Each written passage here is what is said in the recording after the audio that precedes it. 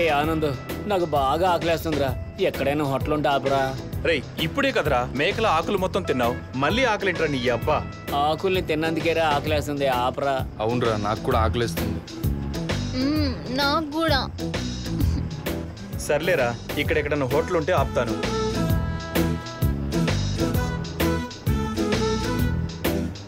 ఏమైందిరా అలాగే వెళ్తున్నావు? ఎక్కడైనా హోటల్ ఉంటే చూడరా. అదేరా చూస్తున్నా, ఇక్కడెక్కడా హోటల్స్ కనపడట్లేదు. వారిని హోటల్స్ కనబడిపోవడానికి మనం హైవే మీద ఉన్నామా, అడవిలో ఉన్నావురా? రేయ్, నీకు ఆకలితో కళ్ళు దొబ్బినేరా. మనం వెళ్తుంది అడవిలోనే. అక్కడేదో ఊర్లా కనిపిస్తుందిరా.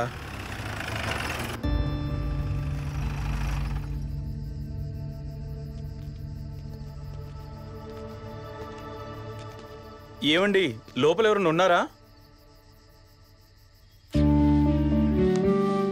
ఏంటి బాబు? తాతగారు, ఇక్కడ భోజనం చేయడానికి ఏమైనా హోటల్స్ దొరుకుతాయా? హోటలా? ఇది చిన్న పల్లెటూరు బాబు. ఇక్కడ హోటల్ గీటలు ఉండవు. ఇదంతా అడవి ప్రాంతం బాబు. హోటల్ కావాలంటే 50-60 మైళ్ళు పోతే గానీ మీకు హోటల్ దొరకదు. 50-60 మైళ్ళా? అంత దూరం అయితే నేను తట్టుకోలేను, నా వల్ల కాదు. ఈ పండుగ కమిలిపోతాడు. ఏదో ఒకటి చేయండి రా. మిమ్మల్ని చూస్తుంటే బాగా ఆకలిగా ఉన్నట్టుగా ఉన్నారు. మీకు అభ్యంతరం లేకపోతే మా ఇంట్లో భోజనం ఏర్పాటు చేస్తాను, రండి. మీ ఇంట్లోనా? ఏం బాబు, మా లాంటి వాళ్ళ ఇళ్లలో అన్నం తినరా? అలా కాదు తాత, ఈ టైంలో మిమ్మల్ని ఇబ్బంది పెట్టడం ఎందుకు అని. ఇబ్బంది ఉంది బాబు. ఆకలేని వాళ్ళు కళ్ళ ముందు కనపడుతుంటే చూస్తూ ఊరుకుంటామా? మా ఇంట్లో భోజనం ఏర్పాటు చేస్తాను, రండి. రండి బాబు. తొందరగా వండిసి పెట్టరా బాబు. ఈడు అసలు ఆగలేకపోతున్నాడు రా. వాడి గురించి తెలిసిందే కదరా.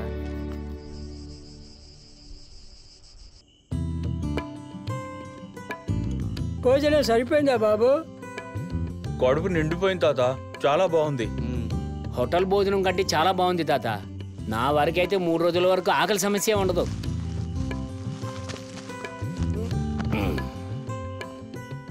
తాత, ఇంట్లోనూ ఒక్కడివే ఉంటున్నావా? నా కోడలు మనరాలు కూడా ఉండేవాళ్ళమ్మా. మరి గాల్లేరి? ఈ ఊళ్ళో స్కూల్ లేదు. పిల్లకాయలకి జబ్బు చేస్తే చూపించడానికి హాస్పిటల్ లేదు. అందుకే మా కోడలు పట్టణంలో పాది పని చేసుకుంటూ పిల్లల్ని చదివించుకుంటుంది. అసలు స్కూల్ లేకుండా హాస్పిటల్ లేకుండా ఎలా ఉన్నారు తాత ఈ ఊళ్ళో? కనీసం గవర్నమెంట్ మీ గురించి పట్టించుకోవట్లేదా తాత? ఏం పట్టించుకుంటుంది బాబు?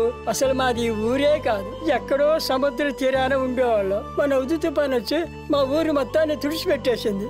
ప్రభుత్వ సహాయం అందక ఇక్కడ పాకాలు వేసుకొని బతుకుతున్నాం. మరి ప్రభుత్వం హుద్హుద్ తుఫాను బాధితుల కోసం ఎన్నో కోట్లు విడుదల చేశామని, అందరికీ పునరావాసం కల్పించామని చెప్పింది కదా తాత. ప్రభుత్వం మమ్మల్ని ఆదుకుంటే మా బతుకులెందుకు ఇలా ఉంటాయి? మీ కుటుంబాన్ని మీరొక్కరే పోషిస్తున్నారా తాత? అవును బాబు. మీ కొడుకేమయ్యాడు? మేమంతా సముద్రాన్ని నమ్ముకొని బతికేవాళ్ళం. ఒకరోజు నా కొడుకు, నా తమ్ముడు కొడుకులు వేటకెళ్ళారు. అలా వెళ్ళిన వాళ్ళు మళ్ళీ తిరిగి రాలేదు. 3 రోజుల తర్వాత వాళ్ళ శవాలు మాత్రం ఒడ్డు కొట్టుకొచ్చాయి.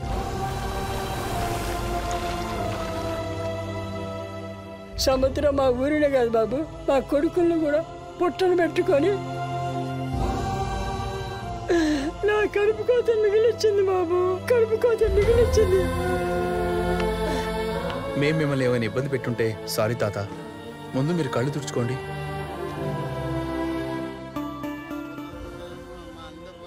మీ తాతతో మాట్లాడుతున్నాండి, ఇప్పుడు వచ్చేస్తాం. ఎక్కడికి రా? ఎక్కడికి? ఎక్కడికి రా? ఊరుకోండి తాత.